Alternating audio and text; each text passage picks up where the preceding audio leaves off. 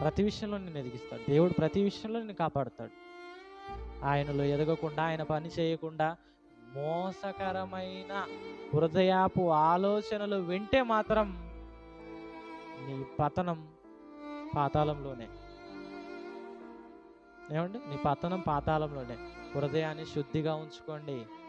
అలా శుద్ధిగా నీ హృదయంలో ఎవరు లేకుండా, అపవాది కూడా వస్తుంది అప్పుడప్పుడు, అది కూడా ఉండకుండా, మీకు మార్క్స్ వార్తలు చెప్పాను అనుకుంటా, ఒక మనిషికి జ్వరం వస్తేనే తట్టుకోలేడు. అటువంటిది 7 రోగాలు వచ్చాయనుకోండి, తట్టుకుంటాడా? బతకగలడా? ఆయన బతకగలడేమో కానీ ట్యాబ్లెట్లు చంపేస్తాయి. మీరు తినే ట్యాబ్లెట్లు ఎంత భయంకరమైనవో తెలుసా?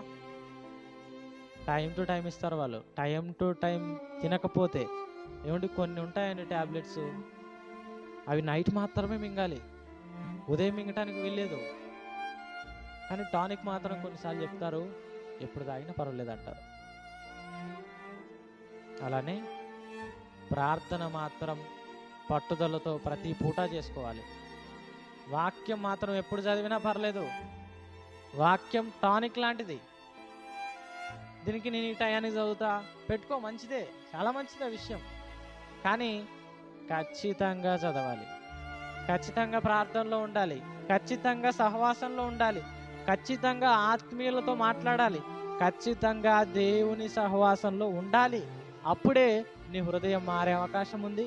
మారిన తర్వాత దేవుడు నీ హృదయంలోనికి వస్తాడు. వచ్చిన తర్వాత నుంచి చూడు నీ జీవితం ఎంత మారిపోతుందో. యవనస్తులుగా ఒకసారి ఆలోచించండి. మన హృదయం మనల్ని మోసం చేయకపోతే మన బ్రతుకులు ఎంత హుందాగా ఉంటాయో తెలుసా? మనం కష్టపడగలం, పని చేసుకోగలం, మంచిగా సంపాదించగలం. మనకి పెళ్లి కాలేదనుకోండి, భార్య ఉండదు, పిల్లలు ఉండరు, ఎవరు ఉండరు కదా. కుటుంబాన్ని సాకాలి, తినాలి, సువార్త చేయాలి. ఈ తలంపుతో ఉండండి. తినాలి, తిరగాలి, సినిమాకి వెళ్ళాలి, మద్యం తాగాలి, దానికి దీనికి అలవాటు పడిపోయి మీ బ్రతుకుని మీరు పాడు చేసుకోకండి. ఎందుకు? వాటి వల్ల ఉపయోగం ఏంటి? ఏమీ లేదు. చివరికి అన్నీ వదిలేసి వెళ్ళిపోవాల్సిందే. అమ్మాయినా వదిలేయాల్సిందే, భార్యనా వదిలేయాల్సిందే, భర్తనా వదిలేయాల్సిందే, తల్లిదండ్రులనా వదిలేయాల్సిందే.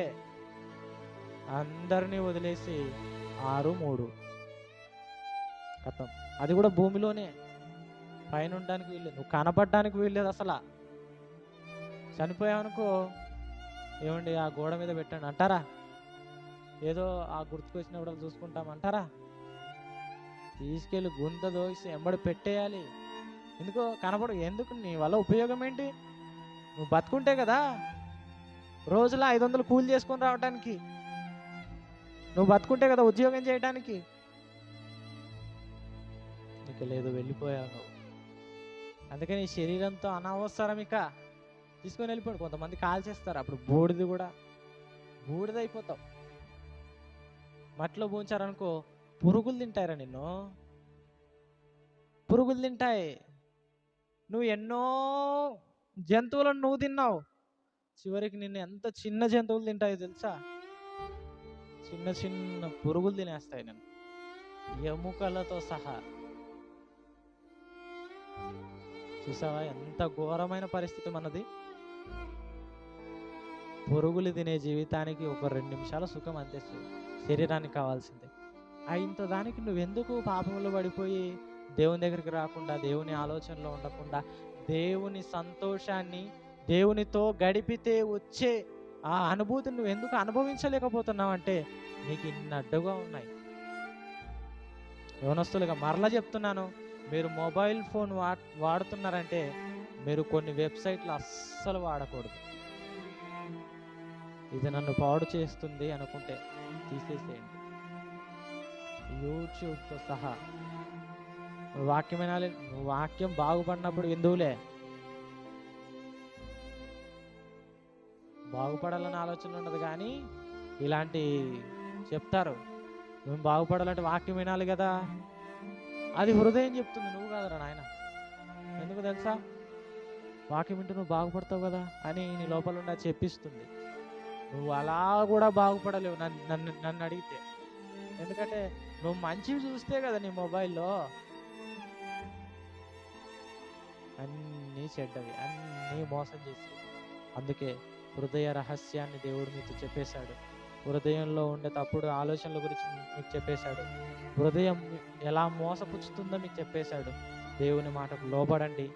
అలా లోబడి మోసపుచ్చే వ్యాధి కలిగిన హృదయం నుంచి బయటకు వచ్చేసేయండి. ఆ రోగాలన్నింటినీ కూడా విడిపించేసుకోండి. దేవుని కొరకు బ్రతకాలనే ఆలోచనతో హృదయం అనే పలక మీద దేవుని మాటలు రాసుకోండి. దావీదులా, దేవా నీ ఎదుట నేను పాపము చేయకుండానట్లు నా హృదయములో నీ వాక్యమును ఉంచుకొని ఉన్నాను. కీర్తనల గ్రంథం 119:11. మీరు పాపం చేయకుండా ఉండాలంటే మీ హృదయంలో వాక్యాన్ని ఉంచుకోండి.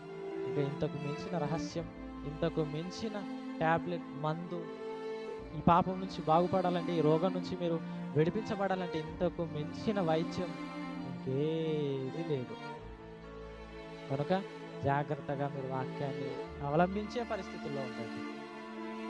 అవలంబించి దేవునితో అనుసంధానం కలిగి ఆ తర్వాత దేవుడున్న లోకానికి అందరము చేరుకుంటాం.